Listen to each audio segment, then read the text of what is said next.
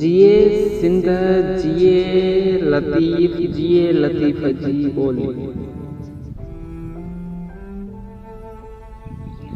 कंहिं ॾाहे शख़्स जो कौल आहे, जेकॾहिं अव्हां कंहिं बि मुल्क कंहिं बि क़ौम खे तबाह करणु चाहियो था त उन मुल्क या उन क़ौम खे तालीम खां परे रखो। सिंध में तालीम जो रेशो तक़रीबन 50 खां 60% अणपढ़ियल हूंदो आहे। तालीमी इदारनि में दर्सगाहुनि में किथे उस्ताद न आहिनि त किथे दर्सगाह न आहिनि।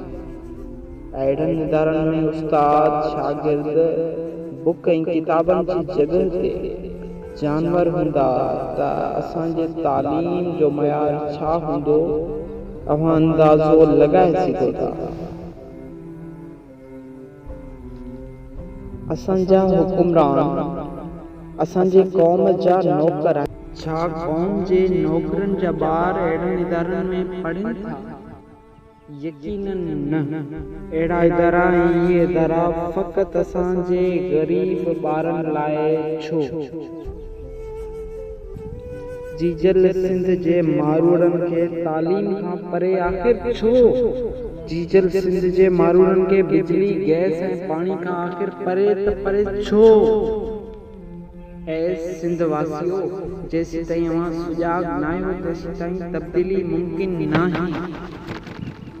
जेकॾहिं अव्हांजे पाड़े जे स्कूल में पढ़ाई नाहे, जेकॾहिं अव्हांजे ॻोठ जे स्कूल में पढ़ाई नाहे, जेकॾहिं अव्हांजे शहर जे स्कूल में पढ़ाई नाहे, त उन जा ज़िमेदार अव्हां आहियो। जी हा, फ़क़ति अव्हां आहियो। अव्हां पंहिंजो आवाज़ बुलंद छो नथा कयो? अव्हां पंहिंजा हक़ विड़ी छो नथा वठो? अव्हां लाइ सवालिया निशान आहे। अव्हां जेकॾहिं सक़ाफ़ती ॾियारे ते हिक ई प्लेटफॉर्म ते गॾु थी सघो था, हिन ज़ुल्म ते इंसाफ़ लाइ पंहिंजनि हक़नि लाइ गॾु छो नथा थी सघो?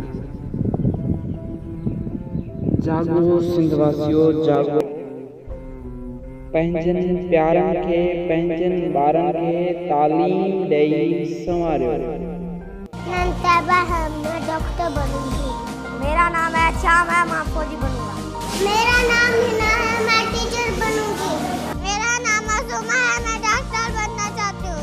मेरा नाम कश्यप है, मैं डॉक्टर बनूंगी।